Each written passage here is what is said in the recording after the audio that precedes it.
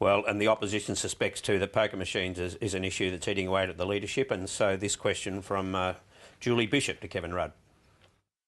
In his travels as Foreign Minister, has the Foreign Minister become aware of any country that has adopted a mandatory pre-commitment regime in relation to gambling? And does he support the Cabinet's position on this? I thank the Deputy Leader of the Opposition for a question, and in the hubbub, I did not hear the last bit of it. So I will attempt as best to respond to the question that she raises. He said he didn't hear the end of the question. So the question I asked was, does he support the Cabinet's position in relation to mandatory pre-commitment? Deputy Leader of the Opposition will resume. So if you could be relevant to that part of the question. I do note the Deputy Leader of the Opposition required me to be relevant to that part of her question, and I'd simply say that her question was of a broader nature and it referred also to international travel. He later clarified in a statement and said that he supports the government's policy, but if they were to change leaders again, you really wouldn't want to build it on a lack of funding from licensed clubs and build it off the back of problem gamblers, would you? You'd want to build it up on policies a little stronger than that. Well, you'd think so, and I mean, we talked before about Bill Shorten having to walk back from his never ever comment.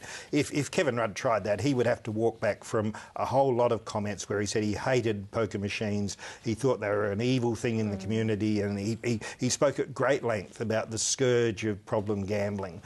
So, you know, he would have a lot of words to eat. But it's a bit of game playing not to just rule it out, not to just get up and say, yes, I support the Cabinet position. But there is a couple of big points in this. I think this is gripping in Labor heartland more than we sort of think, and this is in the Tony Abbott battlers, basically. This is gripping, and Labor has to do something. It's not their agenda. The Labor heartland is not just the licensed clubs of New South Wales. Oh, well, but it's in those seats where battlers go to. It's not Labor's issue. They didn't put it on the agenda. Andrew Wilkie put it on the agenda, and they've lost control of it. And what Penny Wong said was the issue is what works, and it's not clear that mandatory pre-commitment is the most sort of cost-effective or effective way of dealing with it. I think that they refer to the Productivity Commission report, but I don't think the Productivity Commission report really called for further sort of testing to see what was the most cost-effective. So we're not. Okay. So there's a bit of wiggle room there in terms of how you deal with the issue. We've got to move on, but more with our panel shortly. Dennis Atkins, Michael Stutchbury and Mr. Schubert. And now here's Mike Bowers and Talking Pictures.